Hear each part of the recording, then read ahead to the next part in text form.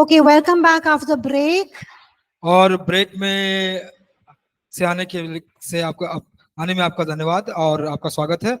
Today, this is the last session for Christology. और Christology का यह एक अंतिम भाग है अभी। So tell your neighbor, be happy. तो अपने पड़ोसी को कहे कि आप खुश हो जाएं। ये last session है। This is the last session. इसके बाद Christology आपको सुनना नहीं पड़ेगा। Then you will not have to hear about Christology. So wake up अब उठ जाइए and listen. और सुनिए। Okay, so before we went for our break, तो हमारे ब्रेक में जाने से पहले we were looking at chapter 9, तो हम लोग अध्याय 9 को देख रहे थे and we're talking about Jesus as the sinless lamb.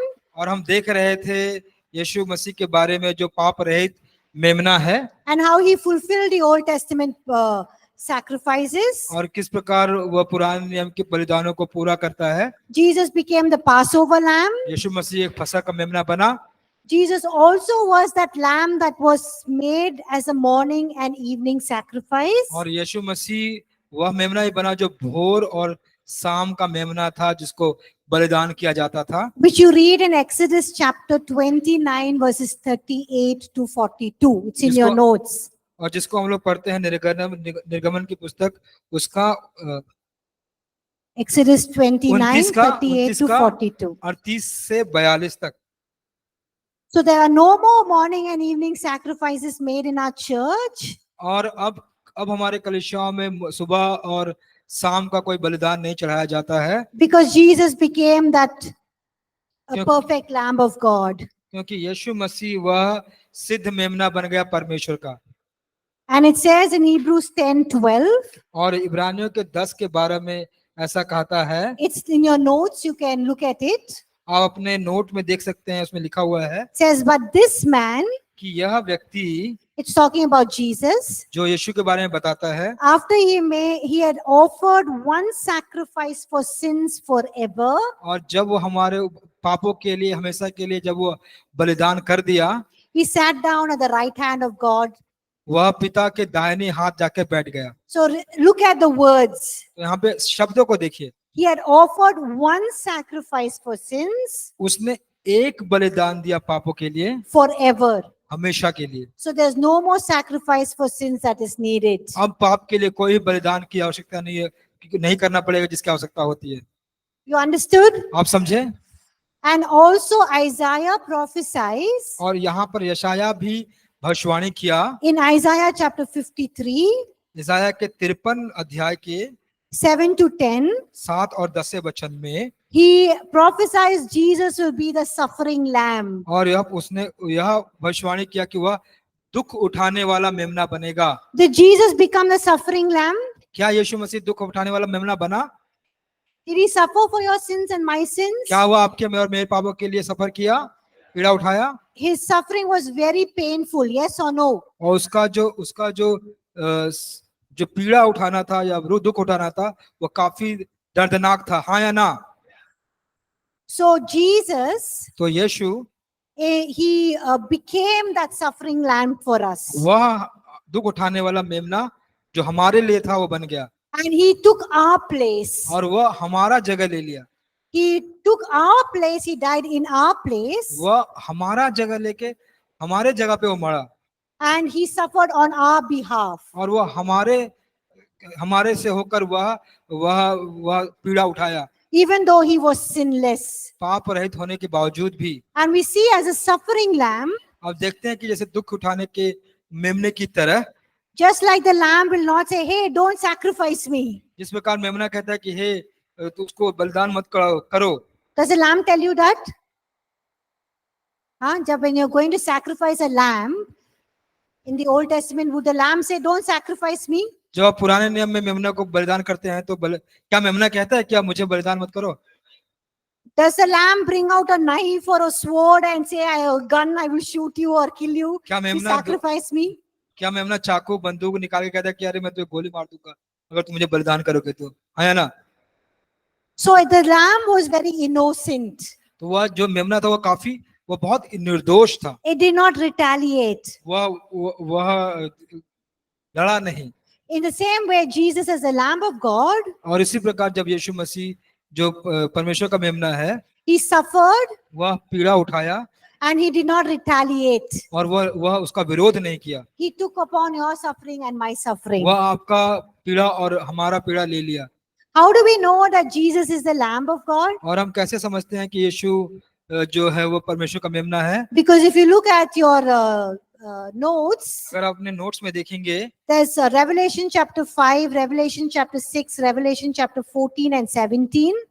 प्रकाशित वाक्य 5, 4, 16 और 17 को देखेंगे, All talk about Jesus as the Lamb of God. और वह सब यीशु को बताते हैं कि वह परमेश्वर का मेमना था। There are 28 references of Jesus as the Lamb of God in the book of Revelation. प्रकाशित वाक्य में परमेश्वर का मेमना करके 28 बार हम इसे पाते हैं। And we see that this Lamb of God, और हम देखते हैं कि ये जो परमेश्वर का मेमना है, who conquered sin, death and Satan, और वह जो विजय पाया पाप, शैतान और मृत्यु पर, is also the Lamb that is the King of Kings and the Lord of Lords. और ये देखते हैं कि वह मेमना वह राजाओं का राजा और प्रभुओं का प्रभु भी है। Okay? समझ गए? So that is talking about, we looked at how the Old Testament sacrifices were fulfilled in Jesus in So, chapter 9. तो वह देखते हैं कि किस प्रकार 9वें अध्याय में जो पुराने नियम का बलिदान था वह नए नियम में यीशु मसीह के रूप में पूरा होता है। Now we'll move on to the last chapter. अब हम अंतिम चैप्टर में जाएंगे। Before that, anyone has any questions? उससे Chapter पहले 10. इसके पहले किसी को कोई प्रश्न है? Online students has any questions? Okay. No, there's no question.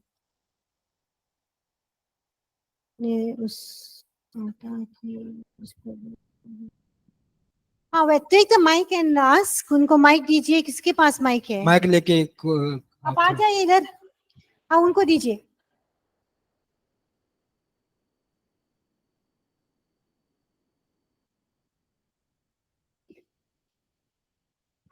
Ma'am, while I was reading Exodus 12, 1 to 14 in chapter 9, while reading all the verses, just stuck in my mind while reading 12:8, verse 12:8, why it was written that Which one? Exodus chapter 12 verse 8. Okay. 12, but what is the symbolic meaning of that? Ki eat bread with the bitter herbs. So why it is written bitter herbs? What is the symbolic meaning? Okay. Why bread? Unleavened bread. Eat bread with bitter herbs. मतलब करवे. It is written bitter herb. Bitter. Yes. कड़वे सागपात। Okay, so why unleavened bread? Unleavened bread because क्यों अखमीरी रोटी? इसका मतलब they had no time to wait for that bread to, the yeast to form and the bread to be soft. तो उनके पास समय नहीं था कि वह जो अखमीर रहेगा वह रोटी को मुलायम बनाएगा। So they had to prepare. They had to do things in a hurry. तो उनको चीजें बहुत जल्दी जल्दी करनी पड़ती थी। Because they had to leave Egypt in a hurry. क्योंकि उनको इजिप्ट से निकलना भी था बहुत जल्दी में। So that's why they had to eat unleavened bread, which means bread that had no yeast, because they didn't have time to wait for the yeast to be formed and the dough to come up. और वो इसलिए उनके पास समय नहीं था कि वो अखमीरी रोटी मुलायम बने और वो खमीर का इस्तेमाल करे और वह रोटी मुलायम बने, इसलिए उनके पास समय नहीं था। And why bitter herbs? तो और क्यों कड़वे सागपात? Because bitter herbs is reminding them of the bitterness of sin. तो जो कड़वे सागपात है उनको याद दिलाता है पाप के कड़वाहट को। That sin brings in bitterness and hate. और जो पाप है वह कड़वाहट और घृणा को लेकर आता And है। everything that is ungodly. और वह सारी चीजें जो ईश्वरीय नहीं है। Okay, we'll quickly move. If anyone has any questions. और किन्हीं के पास कोई प्रश्न है?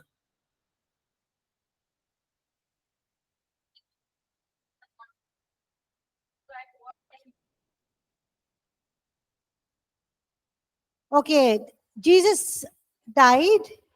It was in the afternoon, right? Okay, so not Yes. morning, not evening, in the afternoon. Yes. But it's not about the real keeping of the time. It's just that his blood made that perfect sacrifice that was not needed for the morning and evening. No longer any sacrifice was needed. That's all. Thank you, ma'am. Okay. Any other questions? और कोई प्रश्न है? Okay, then we'll move on to chapter 10. तो हम लोग 10वें वचन में 10वें पाठ में जाएंगे It's talking about the substitutionary suffering of Jesus. और जहां पर हम यह पाते हैं Huh? पापियों के बदले हाँ? में उसका दुख उठाना, है ना? Chapter 10 नहीं है? पेज नंबर 34 है? 34 में देखिए जी। Okay, chapter 10. In this, we are looking at the substitutionary work of Jesus on the cross. और हम देखते हैं यहाँ पर कि किस प्रकार जो शब्द वक्त जो काम किया गया यीशु मसीह के द्वारा क्रूस पर, What is the meaning of substitutionary? और उसके बदले, इसका मतलब क्या होता है? In place of us. किसी के जगह पे Jesus died in place of us. यीशु मसीह हमारे बदले, We sinned, but Jesus died for our sins. हम पाप किए लेकिन यीशु मसीह हमारे पापों के बदले मरे, And on the cross, और क्रूस पर He bore our sins. और उसने हमारे पापों को ले लिया, He took our sicknesses. वो हमारे बीमारियों को ले लिया, He took our curse. वो हमारे श्रापों को ले लिया, He took our shame. वो हमारे शर्म को ले लिया, So He took our place. वो हमारा जगह ले लिया। Why did Jesus do this for us? तो क्यों यीशु मसीह हमारे लिए ये किया? Yes, He loves us. क्योंकि वो हमसे प्रेम करते हैं, सही बात है। He did it out of love for us. उसने हमको प्रेम किया, इसलिए ये कार्य काम को किया। Look at your notes in the point 2, Romans chapter 5 verse 8. Everyone can read that. और जो पॉइंट 2 है रोमियो का अध्याय Romeo 5:8, 5 का अध्याय का 8वां वचन, 1 John 3:16. और पहला जॉन 3 का 16, Can you read that? 2 Corinthians 5:14 and 15. अपना notes में है. दूसरा कुरिन्थियों 5 का 14 और 15 अपने नोट में पढ़ें।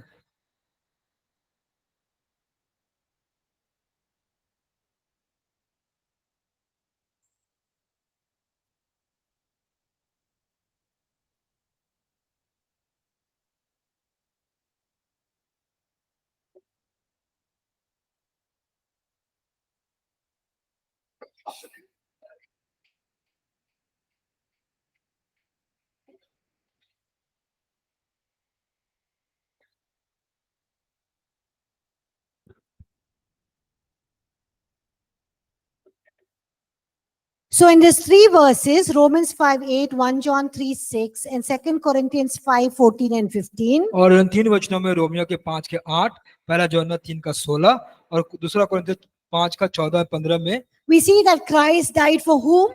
तो हम देखते हैं कि मसीह किसके लिए मरा? He died for us. वो हमारे लिए मरा, He laid down his life for us. उसने हमारे लिए अपने जीवन को न्यौछावर किया। One person died for everyone, एक व्यक्ति सबके लिए मरा, and he died for all. वह सबके लिए मरा।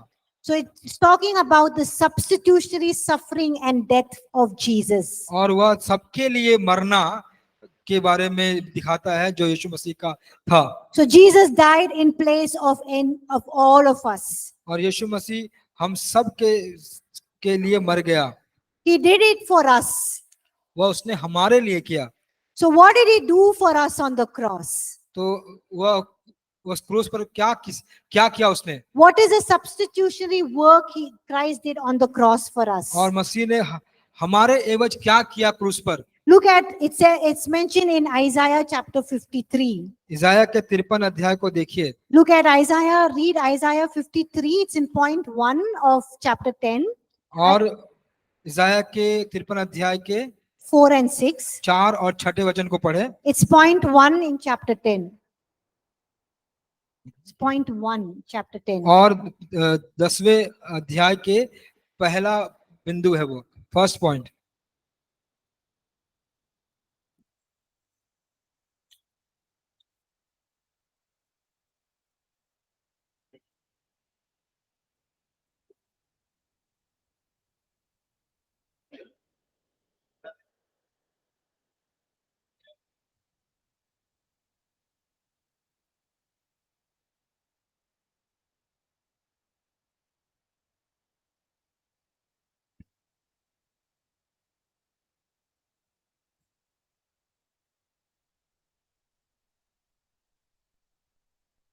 So what is the first thing he does in the that Christ did for us in तो he, पह-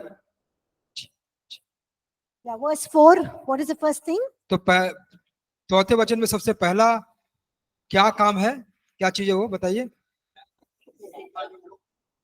Yes, he bore our griefs. वो हमारे हमारे रोगों को सह लिया। What is the meaning of bore? सहना का मतलब क्या होता है? It means he removed it. इसका मतलब है कि उसने उसको हटा दिया, He distanced it. वह दूर कर दिया, He lifted it up. उसको उठा लिया, He took it away. उसको उसको वहां से उठा के ले गया, He cast it away. वो उसको निकाल फेंका। That means Jesus bore our grief, means grief here is sickness. और इसका मतलब होता है कि उसने हमारे Grief is sickness. उसने हमारे जो बीमारी है उसको उठा लिया।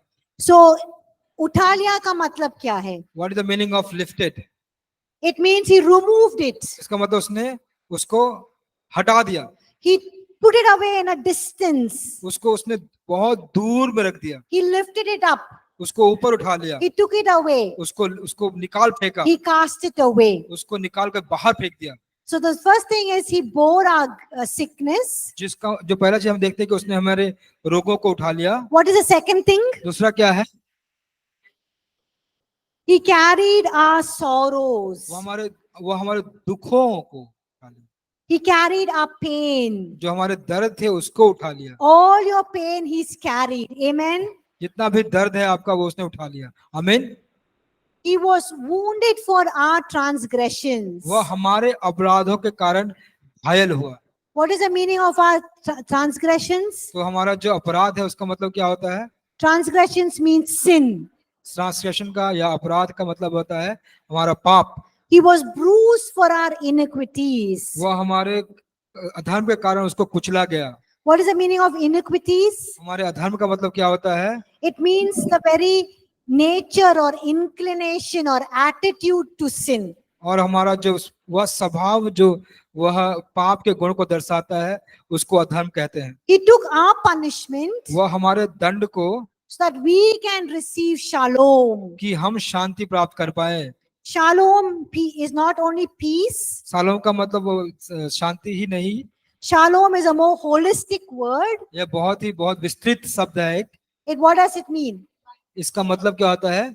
It's not just divine peace. वह दैवीय शांति ही नहीं है, It means healing, उसका मतलब होता है चंगाई, deliverance, छुटकारा, freedom आजादी from all oppression. हर एक प्रकार के क्लेश से। It means total wholeness. इसका मतलब पूर्णता, सर्व परिपूर्णता। So when Jesus was bruised, जब यीशु मसीह को कुचला गया, उसको घावित किया गया, when he was, he was hurt, he was damaged, जब उसको चोट पहुंचाया गया, उसको जब क्षति पहुंचाया गया, and he took our punishment तो उसने हमारे पाप को ले लिया so that we can receive wholeness, shalom. कि हम शालोम को प्राप्त करें, वह हिवाय को प्राप्त करें। And it also says that by his stripes we are healed. और यह ऐसा भी कहता है कि उसके कोड़े खाने से हम चंगे हुए।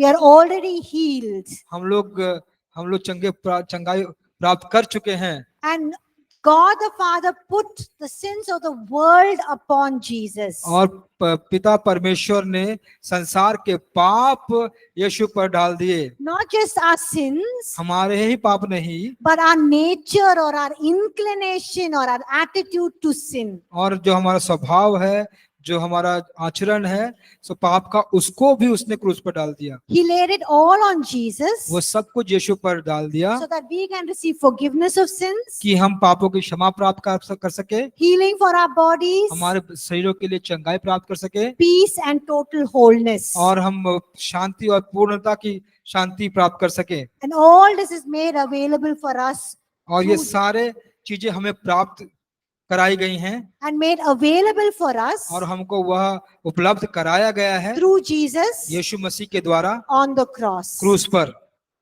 Okay, and he bore our sins in his body. वह हमारे पापों को अपने देह पर उठा लिया। So look at the results of what happened when Jesus bore our sins in his body in और 1 Peter 2:24. आइए उस परिणाम को देखेंगे कि जब क्या होता है जब यीशु मसीह ने हमारे पापों को अपने देह पर ले लिया। पहला पतरस अध्याय 2 उसका 24 वचन। Everyone read 1 Peter 2:24. सब लोग पढ़े पहला पतरस अध्याय 2 उसका 24 वचन।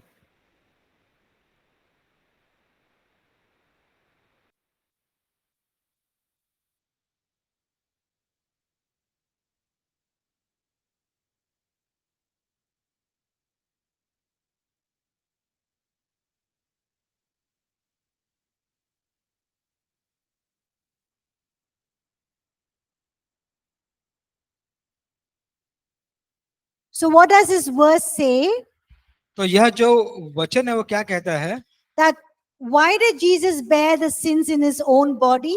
क्यों यीशु मसीह ने अपने शरीर पर सारे पाप को उठा लिया? So that we, ताकि हम when we receive salvation, जब हमें उद्धार मिले will know that we are dead to sins हम यह जान पाए कि हम पाप के लिए मारे गए and we can live for righteousness. और हम धार्मिकता के लिए जी सकते हैं। It means इसका मतलब है that we can lay aside our sins कि हम अपने पापों को अलग रखकर and live a life that is right, honoring, pleasing and holy to God. जो जीवन जी सकते हैं जो सटीक, सही, पवित्र और अच्छा जीवन है परमेश्वर के नजरों में। Another reason for Christ's substitutionary suffering on the cross और दूसरा कारण है कि किस प्रकार यीशु मसीह क्रूस पर हमारे लिए मरा और पीड़ा उठाया is so that by his stripes we can be healed. कि उसके कोड़े खाने से हम चंगे हो जाएं We can receive healing, wholeness. और हम चंगाई और पूर्णता को प्राप्त कर सकते हैं। We can receive total wholeness in our body, mind and spirit. और हमारे पड़े शरीर, प्राण, आत्मा में हम उस पूर्णता को प्राप्त कर सकते हैं। That is the result of Christ's work on the substitutionary suffering on the cross. और वही परिणाम है जो परमेश्वर ने हमारे जीवन में अपने क्रूस पर वह बलिदान दिया ताकि हम संपूर्णता से उसको प्राप्त कर पाएं। And when Jesus died and was raised back to life, और जब यीशु मसीह मरे और फिर से जब वो जीवन में वापस आए his resurrection उनका पुनरुत्थान is a means by which we can be justified of our sins. और वह इसका जरिया बन गया कि जो हमारा जो पाप है वह धार्मिकता में बदल जाए। So resurrection is also important तो पुनरुत्थान भी बहुत जरूरी है because resurrection क्योंकि जो पुनरुत्थान है is a proof वह एक प्रमाण है or is saying और कहता है that God was pleased with Jesus' sacrifice. कि परमेश्वर संतुष्ट थे यीशु मसीह के बलिदान से। If Jesus did not resurrect from the dead, अगर यीशु मसीह मरे से अगर जिलाए नहीं जाते it would have meant इसका मतलब यह होता कि that God was not pleased with the sacrifice that was made. और इसका मतलब होता है कि परमेश्वर उस बलिदान से प्रसन्न नहीं थे जो बनाया गया था। So resurrection is also very important तो जो पुनरुत्थान है वो भी बहुत महत्वपूर्ण है because resurrection is a proof क्योंकि जो पुनरुत्थान है वह एक प्रमाण है that God the Father was satisfied. कि पिता परमेश्वर वह संतुष्ट था Satisfied with the sins that Jesus had, satisfied with the sacrifice that Jesus had made for the sins. और उस बलिदान से जो यीशु मसीह ने पाप के लिए बनाया था। And it was a way that God the Father was saying, yes, it is accomplished. तो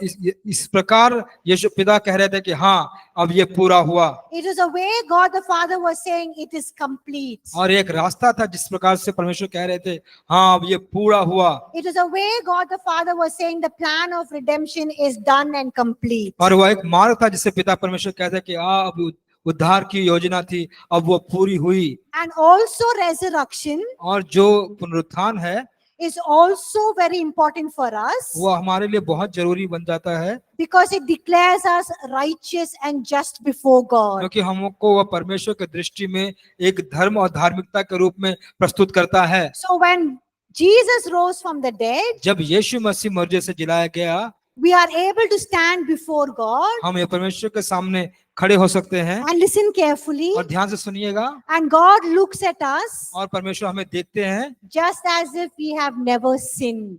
क्योंकि ऐसा देखते हैं कि हम लोगों ने कभी भी पाप नहीं किया। Amen. आमीन। Just imagine Jesus' death और कल्पना कीजिए कि यीशु का मरना, उसकी मृत्यु Jesus' substitutionary suffering, और वह जो दुख उठाया हमारे चलते, it makes us before God, और हमें परमेश्वर के सामने ऐसा बनाता है, and God looks at us, God the और Father looks at us जो परमेश्वर पिता है जो हमको देखता है, just as if we have never sinned. ऐसा कि हम लोगों ने कभी पाप ही नहीं किए हो। Amen. आमीन। Isn't that wonderful? क्या ये अद्भुत बात नहीं है? That Jesus' blood क्योंकि यीशु मसीह का लहू makes us look in front of God the Father जो हमें दिखाता है, प्रस्तुत करता है परमेश्वर पिता के सामने just as if we have not done any sin. कि हमने कभी भी कोई पाप नहीं किए। Amen. आमीन। Look at Galatians chapter. We'll just look at two more scripture passages. और हम लोग दो और वचन के भागों को पढ़ेंगे। So tell your neighbor just two more passages. Sabr karo. Two more verses. Tell your neighbors, then please have patience. हाँ, tell your neighbor को बोलो, दो वचन है सिर्फ, सबर करो, सुनो. Tell your neighbors.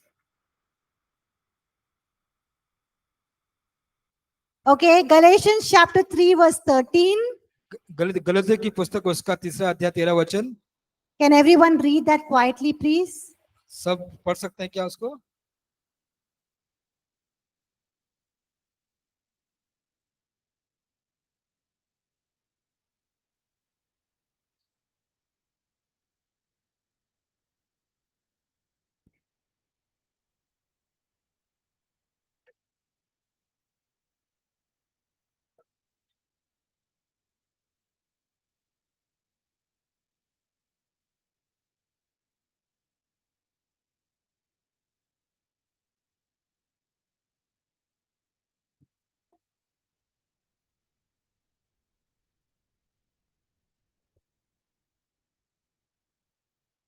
So it says in this verse, Galatians 3:13, गलतियों के 3 के 13 में ऐसा कहता है that Jesus has redeemed us from the curse of the law. और परमेश्वर ने और यीशु ने हमें व्यवस्था के श्राप से छुड़ाया है। What is the meaning of this? इसका मतलब क्या होता है? Now in the Old Testament, कि पुराने नियम में when God made a covenant with the Israelites, जब परमेश्वर ने इजराइलियों के साथ वाचा बांधी, in Deuteronomy chapter 28, don't look at your Bible now, you can just listen. अब अभी बाइबल मत देखिए, सिर्फ सुनिए। व्यवस्था विवरण 28 में In that whole passage, वह पुराने उस पूरे पंक्ति में, Deuteronomy chapter 28, व्यवस्था विवरण 28 के, God lists out or tells the Israelites परमेश्वर इजराइलियों को कहते हैं that if you obey me and keep my covenant कि अगर तुम मेरी सारी आज्ञा को मान के मेरी पूरी वाचा को मानोगे and you obey all my और laws, जितने भी व्यवस्था और नियम मैंने दिए उसको अगर मानोगे, then these are all the blessings you will receive.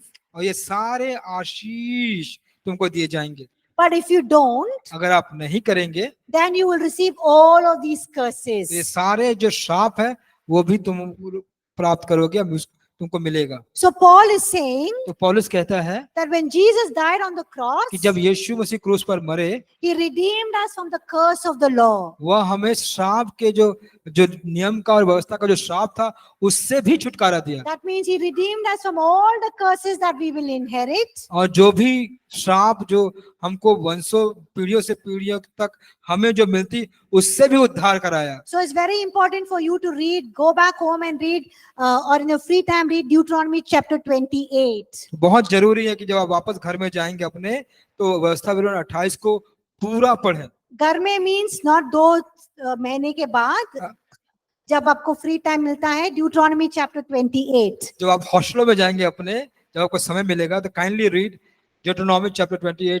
पूरा पढ़े उसको। Deuteronomy chapter 28. व्यवस्था विवरण 28। Why is it important for you to read it? क्यों इस जरूरी है कि आप इसको पढ़ें? Because you will know all your blessings. कि आप सारे आशीषों को जो आपका है उसको जानेंगे। You will ask those blessings. You will receive it. आप उस सारे आशीषों को मांगेंगे और उसको आपको मिलेगा भी। And also the same passage talks about the curses. और वही जो पूरा पाठ है, अध्याय है, वह श्राप के बारे में बताता है। And you will see what curses you have inherited because of your sin. और आप ये देखेंगे किस प्रकार के श्राप आपने पीढ़ियों से पीढ़ियों तक आपको मिलेगा आपके पाप के द्वारा। And what are those curses that Jesus took on the cross and freed you or redeemed you from? और वो सारे कितने श्राप थे जिसको परमेश्वर ने क्रूस पर बलिदान होकर आपके लिए वह उससे आपको आजाद कर दिया है, उससे आपको छुटकारा दे दिया So है। Jesus took all those curses और listed Yeshu in Masih- Deuteronomy chapter 28 verses 15 to 68. और 28 के 28 के 15 से 16 में यीशु मसीह ने सारे वह श्राप को अपने ऊपर ले लिया। That is failure, और जो भी सफलता poverty, और गरीबी, oppression, हम क्लेश sickness, और गरीबी and disease. और रोग। So if you're living in sickness and disease, अगर आप बीमारी या रोग में जी रहे हैं and you're continuously seeing failure, और अगर आप लगातार असफलता को देख रहे हैं, you're seeing poverty, अगर आप गरीबी को देख रहे हैं, then that is not what God has for you. तो इसका मतलब वह परमेश्वर आपके लिए नहीं रखा है। Amen. आमीन। God has taken all this on the cross और मसीह ने परमेश्वर ने ये सब क्रूस पर ले लिया and he has given us his blessing. और उसने अपना जो आशीष है हमको दिया। So you need to ask God to forgive your sins, और आपको जरूरी है कि आप परमेश्वर को मांगे अपने पापों की क्षमा live in holiness and righteousness, और धार्मिकता से और पवित्रता से अपना जीवन को जिए। and you will see all of these blessings following you. और आप देखेंगे कि ये सारी आशीषें आपके ऊपर आती है। The last verse is Hebrews 2:9. और जो अंतिम वचन है वो है इब्रानियों का 2:9। Jesus tasted death for everyone. और यीशु मसीह ने मृत्यु का स्वाद चखा हम सब के लिए। Look at, please read that by yourself. आइए उसको अपने से पढ़ेंगे हम।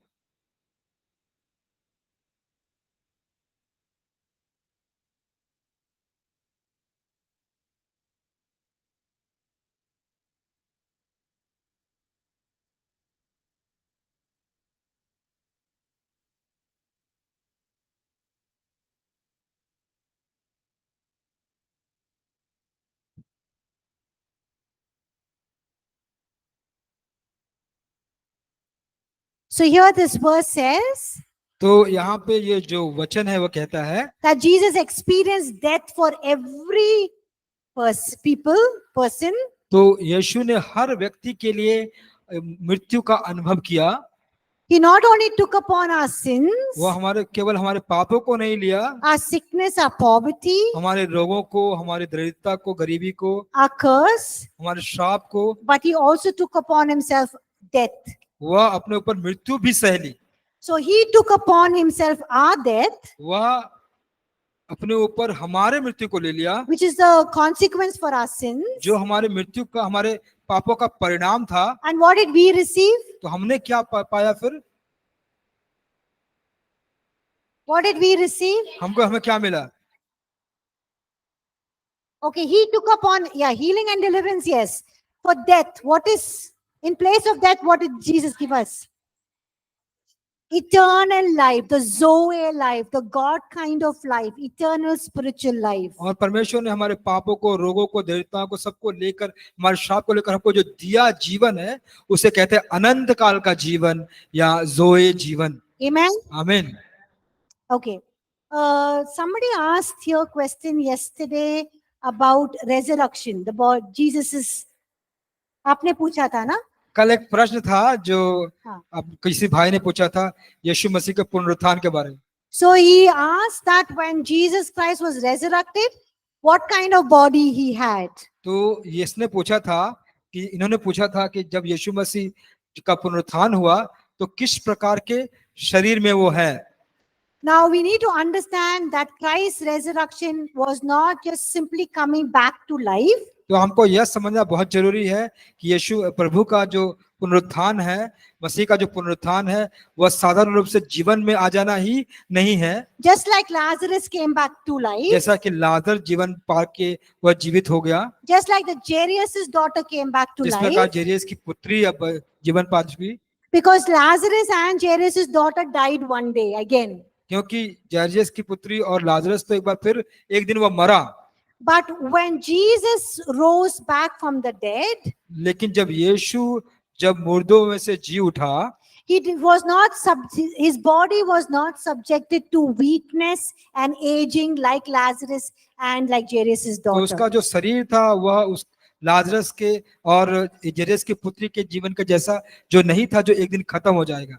He was no longer subject to any weakness of the flesh और जो देह की जो कमजोरी है उसके प्रभाव में वो नहीं था, or aging or death, उम्र या मरने के प्रभाव में भी नहीं था, and he's living eternally. और वह अनंत काल से रह रहा है या जीवित है। But when Jesus rose again from the dead, और जब यीशु मसीह जो मुर्दे से जिलाए गए, he had a body, उनका एक शरीर था, but it was not the same body like the human body that we have, in the sense it will have, it'll age and it'll die again. No, और उनका शरीर ऐसा नहीं था जिस प्रकार हमारा है कि वह उसका एक उम्र होगा और वो मर जाएगा, ऐसा नहीं था। it was a new resurrected body, और वो एक नया पुनरुत्थानित जीवन था, Just शरीर like- था। just like Paul says in 1 Corinthians chapter 15, और जैसा कि पौलुस पहला कुरिन्थियों का 15 अध्याय में कहता है that that body that will be raised, कि जो शरीर जो उठाया जाएगा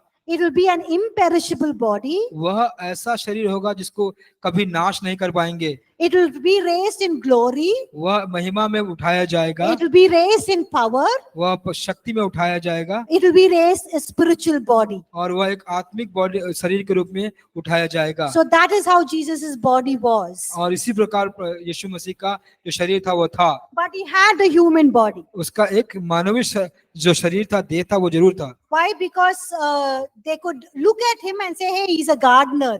और लोग उसको देख के कह सकते थे कि हाँ ये देखो एक माली है। He walked with the disciples on the road to Emmaus, और एमियस के इमामों के जो रास्ते पर भी वो अपने चेलों के साथ चला, just like a human being. जिस प्रकार एक मनुष्य चलता है। And he appeared to them in in the 40 days he lived on this earth. और उसने 40 दिन तक अपने चेलों को दर्शन दिया। And when Thomas said, are you really the resurrected Jesus? जब थोमा ने पूछा कि क्या सही में तुम वह पुनरुत्थान किए हुए यीशु हो, What does Jesus do? He tells him to put his fingers through his nail pierced hand, और वह दिखाता अपने हाथों को जिसमें कील ठोक कर जो घाव थे उसको दिखाने के लिए, and his side, which the spear which they had put in his side. और उसके पंजड़ में जहां पर भाले को भोंका गया था।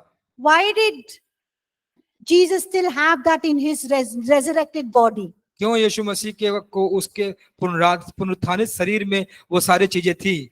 Because Jesus chose to have it, क्योंकि यीशु ने चुना उसको रहने के लिए उसमें, so that it can be an everlasting sign of what he has done. और वह एक अनंत काल का एक चिन्ह हो जाएगा कि उसने क्या किया है। It does not mean that when we have that resurrected bodies, इसका मतलब ये नहीं होता कि जब हम हमारा जो पुनरुत्थानित जीवन आएगा we will also have our birthly defects. तो हमारा जो जन्म का जो डिफेक्ट है वो भी रहेगा। Or if you had an accident, you had cut, it will not be there on your head. तो जो दुर्घटना में अगर आपके सर पे अगर चोट आ जाती है, कट हो जाता है, वो भी रहेगा। Or if you had some hurt in your body, it will not be there. और जो आपका जो शरीर में अगर कोई घाव है तो वो नहीं रहेगा। Because when we are raised, we will be raised imperishable, in glory, in power, and we'll have spiritual और body. जब हम ग्रेस में जिलाए जाएंगे तो हम आप पूरे जो शरीर नाश नहीं होती है, जो शरीर अनंत काल के रहती है, उस शरीर में हमको उठाया जाएगा। But Jesus chose to have these wounds, लेकिन यीशु मसीह ने चुना कि ये सारे घाव उसके शरीर में रहे। but it doesn't mean that we will have it. तो इसका मतलब ये नहीं कि हमको भी वो रहेगा। So did I answer your question? आपको प्रश्न का उत्तर मिला? Okay. Okay, any other questions? We finished our lessons. तो कोई प्रश्न है? हम लोगों ने अपना जो पाठ है उसको खत्म किया। So just clap for yourselves अपने आप के लिए ताली बजाइए, for patiently sitting and listening to me. पूरे धीरज धर के सुनने के लिए। Thank you for your patience, for sitting and listening. और आपके धीरज के लिए धन्यवाद कि आप बैठे रहे, सुनते रहे। Okay, Thomas's question. तो थॉमस जी का एक प्रश्न है। He's saying, why did Jesus ask Mary Magdalene not to touch him after he rose from the dead? Good question. तो मेरी मगदलीनी को यीशु ने क्यों कहा उसको नहीं छूने के लिए जब वह पुनरुत्थानित हुए? अच्छा प्रश्न है। So thank you for your question, Thomas. Thomas ji, आपके प्रश्न के लिए धन्यवाद। If you look at the Bible, अगर आप बाइबल में से देखते हैं, Jesus is not telling Mary, don't touch me. यीशु मसीह मेरी को मरियम को ये नहीं कहते कि आप मुझे मत छू। Jesus is telling her, don't hold on to me. इसका मतलब होता है कि वह तू मुझे पकड़े मत रहे, उसका अर्थ ये होता है। That means don't waste your time just holding on to me. इसका मतलब कि अपना समय बर्बाद मत कर मुझे पकड़े रहने से, Go and tell the disciples that I have risen. कि जाकर अपने मेरे चेलों को बताओ कि मैं अब जी उठा हूँ। And he's saying that don't hold on to me because you have the work to do. अब मुझे पकड़े मत रहो, लेकिन तुम्हारे पास जो काम है उसे करो। So that is what it means there. Not that don't touch him. He allowed her to touch him, but not hold on to her. तो To इसका him. मतलब ये नहीं कि उसने उसको छूने से मना किया। इसका मतलब ये है कि उसको, आप लोग किसी बातों को पकड़े रहते हैं ना, तो हम उसको पकड़े ना रहे, उस प्रकार का मतलब है यहाँ। Did that help Thomas? Anyone else? Any questions? Yes. किसी और को कोई प्रश्न है तो बताइए। Ma'am, as you said that Jesus sacrificed and God sees us that we are sinless. We have no sin in us. God sees we are sinless. So, what was my question? Okay, so we are still liable for the judgment. We will be still judged. We will. So we will not be judged like when the Gentiles, the others, unbelievers. We will not be judged in the same way. हम लोग अन्य जाति या जो अविश्वासी है उसके जैसे नहीं न्याय किए जाएंगे, For our sins, because our sins are already covered. कि हमारे पापों के लिए, क्योंकि हमारे पाप ढांप दिए गए हैं, Because we've already received salvation. क्योंकि हमको और हमें जो मुक्ति है और उद्धार है वो मिल चुका है। But we will be judged for the things that we have done, in the sense तो जो काम हम लोगों ने किए हैं उस पर हमारा न्याय होगा। इसका मतलब rewards. जो हमको जो पुरस्कार मिलेंगे। So some of you think, hey, I've been so faithfully serving God. आप कुछ में से आप लोग कहेंगे कि अरे मैं तो बहुत ही विश्वास योग्यता से परमेश्वर की सेवा करता आ रहा हूँ। I've been, we know missionaries who've gone to places and they have served God and gone through various problems and difficulties. हम उन सारे सेवकों को जानते हैं जो जगह जगह गए और बहुत सारे कठिनाइयों का सामना किया, And nobody has given them any rewards. और किसी ने भी उसको कोई पुरस्कार तो नहीं दिया, They're not famous, और वो लोग प्रसिद्ध तो नहीं है, but they will receive rewards. लेकिन उनको भी पुरस्कार दिया जाएगा। In the millennium kingdom, और उस राज्यत्व में जो मध्याह्न का राज्य होता है, when Jesus will come again on this earth, और जब वह 100 साल के जो राज्यत्व में जब प्रभु यीशु मसीह आएंगे, the 1,000-year rule of Jesus और here. हजारों साल का जो शासन होगा मसीह का, So those of you who have been faithfully serving God, और आप में से कई जो बहुत ही विश्वास योग्यता से परमेश्वर की सेवा कर रहे हैं, you will be in positions in the millennium kingdom. और वह 100,000 साल के राज्य में आप किसी स्थान को आपको मिलेगा, आप उसको एक स्थान प्राप्त करेंगे। You can be prime minister, president, home minister, finance minister. God will give you various positions in his kingdom. और परमेश्वर आपको उसके राज्य में बहुत सारे स्थानों को देगा, हो सकता है आर्थिक। So yes, we will prime be minister, judged. We will be judged for the work that we have done in terms of rewards. और हमको न्याय किया जाएगा जो काम हमको किया है उस पुरस्कार को पाने के लिए। Yeah, so Thomas, your question is, but he told Thomas to touch his wounds on his hand. Yes, he did tell Thomas to touch his wounds on his hand because Thomas did not believe. So that's why he says, put your finger and touch. It is me. And then he tells Thomas, blessed are those who do not see but yet believe. और Thomas जी कहते हैं कि तो यूहन्ना ने भी यूहन्ना को उसने छुआ और उसको ये किया, तो हाँ उस समय क्योंकि थॉमस ने विश्वास नहीं किया कि वह पुनरुत्थानित होगा, इसलिए उसने यीशु ने उसको कहा कि मुझे स्पर्श कर तो तू जान पाएगा। और ये भी कहता है कि धन्य है वे जो मुझे बिना देखे विश्वास करते हैं। So he's not telling Mary Magdalene because she's a woman, don't touch me. ऐसा नहीं है कि वह मैरी मैगदलीनी को कि वह स्त्री है तो तुम मुझे मत छुओ, ऐसा नहीं है। And he's telling Thomas, because you're a man, touch me. और ऐसा मतलब नहीं है कि तुम पुरुष हो थॉमस तो तुम मुझे छुओ, ऐसा नहीं है। But the word really is not touch for Mary Magdalene, it's don't hold on to तो me. जो शब्द यहाँ पर है डोंट टच मी या मुझे मत छू, इसका मतलब है मुझे पकड़े मत रहे। Go, don't hold on to me, don't stay here, go and give the good news, हाँ, share तो the यहाँ good news.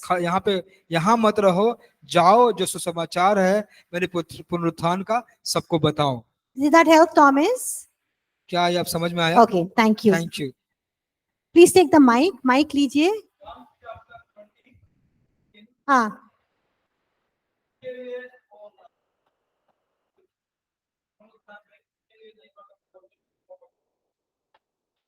Yes, John chapter, yes, correct. John chapter, 20:17.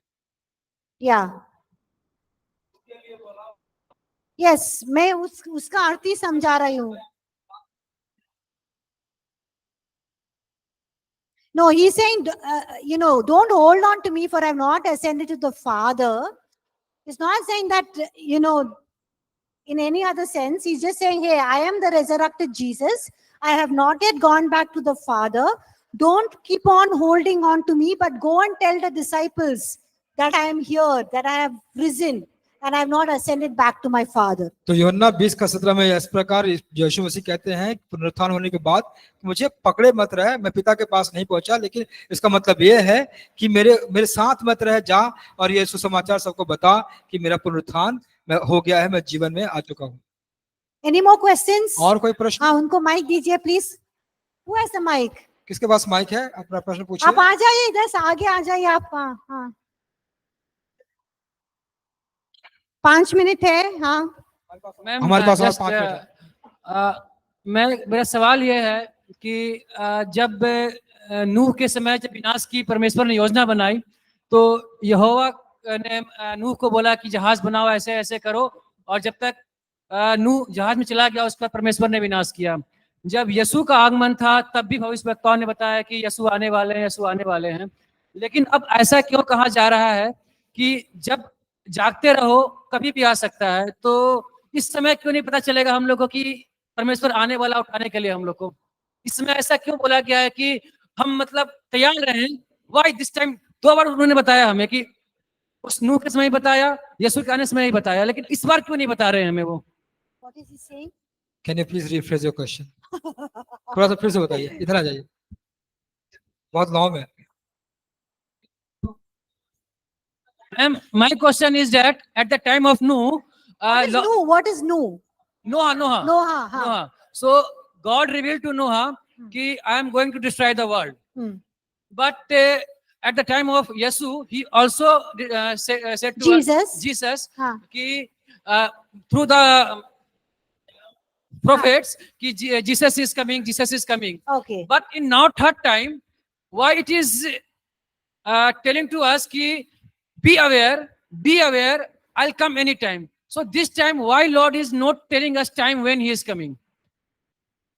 He never told even in Noah's time when the flood is going to come. नूह के समय में उसने नहीं कहा कि कब बाढ़ आएगा, उसने कोई समय सीमा तो नहीं बताई। Even the prophecies, 400 years the prophecies were told, but never told when Messiah is going to come. तो जो 400 साल पहले से भी जो जो भविष्यवाणी हुई उसमें वो समय निर्धारित नहीं किया गया था कि वो कब आएंगे। And even now, God is not saying when He is going to come. So there was never any time He said when it's going to come. Always in confusion when you can. It's not confusion. You have to be ready. You have to be prepared and you have to be ready. तो ये कोई confusion नहीं है, आप हमेशा हमें तैयार रहना है, हमें रेडी रहना है।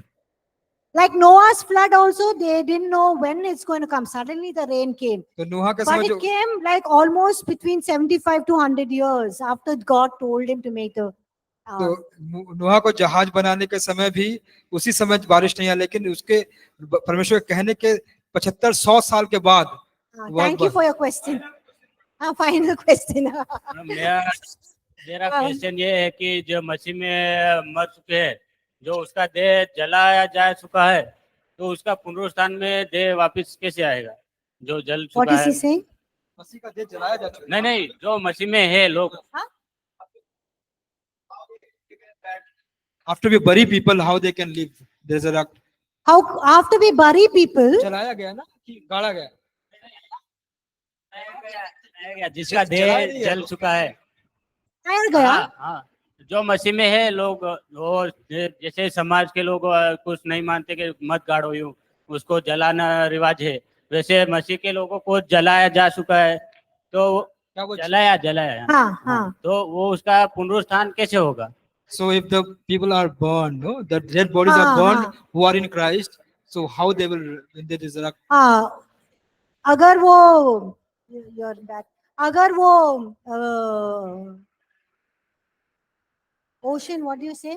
समुंदर, समुंदर में डूब के मरे, पानी में डूब के मरे, ऊपर से गिर के मरे या जलाए गए, कुछ भी, जब वो when they are resurrected, they'll come back in the same bodies. They will be imperishable, in glory, in power, and have spiritual bodies. तो अगर वो किसी प्रकार के मृत्यु में आ जाए, वो गिर के मरे, पानी में रहे, जल के मरे, जब उसका पुनरुत्थान का समय आएगा तो वह अपने विनाशक शरीर में पाए जाएंगे। 1 Corinthians chapter 15. You have to read that.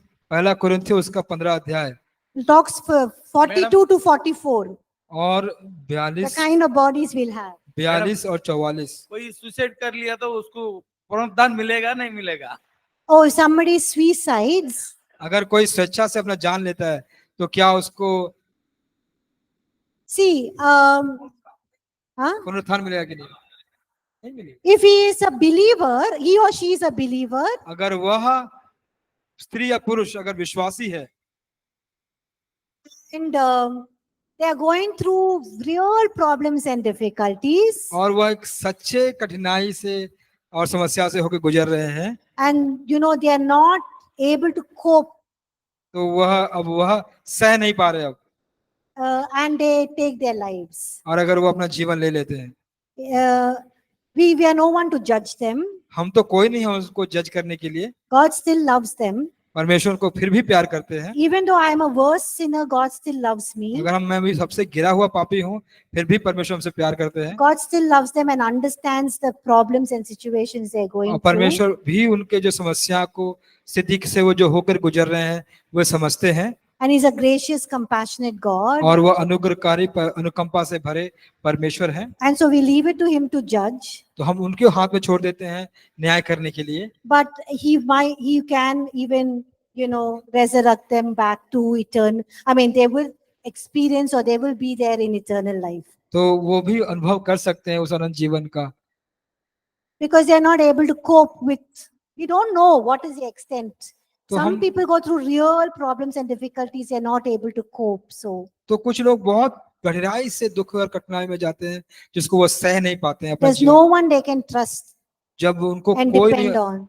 किसी पर वो निर्भर नहीं हो पाते हैं, किसी पर वो विश्वास नहीं कर So पाते हैं। God knows. We will leave it to Him. तो परमेश्वर जानता है और हम उसके उस स्थिति को उसके हाथ में छोड़ देंगे। But one thing I know that is God's good, pleasing, and perfect will that no one perishes, everyone comes to salvation. तो हम जानते हैं कि परमेश्वर की सिद्ध इच्छा हमारे लिए क्या है कि कोई नाश ना हो और सब मुक्ति में आए।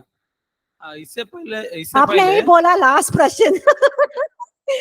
ब्रेक में आप because some people are hungry. ओ आपको खाना नहीं मिलेगा ना अभी? मिलेगा? मिलेगा कि नहीं? अभी खाना है? हाँ। Lunch is there. Okay. Okay, go and eat because all of you are hungry. Thank you, everyone. Have a good weekend. God bless you. बहुत बहुत धन्यवाद।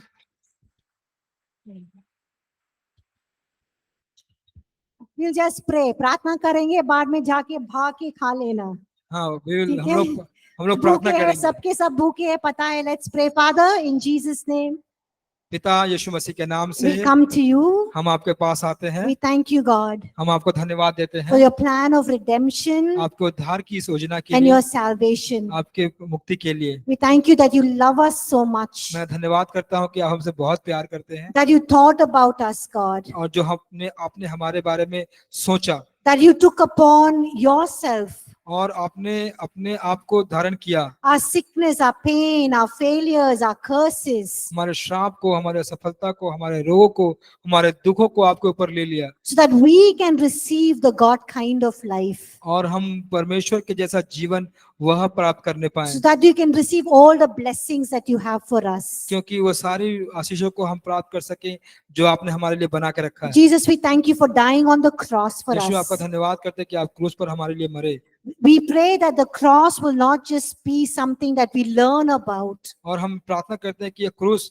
वैसी एक बात ना हो जिसके बारे में हम सीखते हैं, but it'll be a reality in our lives. और जो हमारे जीवन में वास्तविकता को लेकर आए, And that we will live out, God, and experience everything that you purchased for us on the cross. और प्रभु जी वो सारे बातों का अनुभव करें जो आपने हमें हमारे लिए खरीदा है क्रूस पर हमारे लिए। And we ask you to forgive us if we treated the blood of the covenant as an unworthy and unholy thing.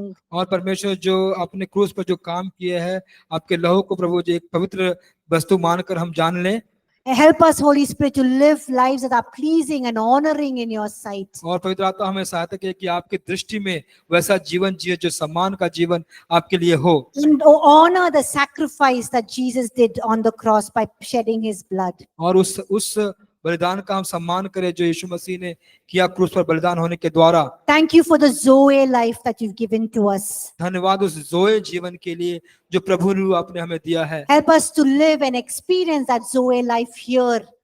और प्रभु जी यहाँ हमें उस जोए जीवन को अनुभव करने के लिए आप हमें सहायता कीजिए, And all the blessings you have for us. और सारी आशीषों का जो आपने हमारे लिए रखा है, Bless the food, God, that you have prepared for us. और ये भोजन को जो आपने हमारे लिए बना कर रखा है इस पर धन्यवाद करें। Bless it to our bodies. और प्रभु जी सारे लोग को धन्यवाद आशीष करते हैं जो उसको लेकर आए हैं, In Jesus' name we pray. यीशु के नाम से Amen. आमीन। ये भागो खाओ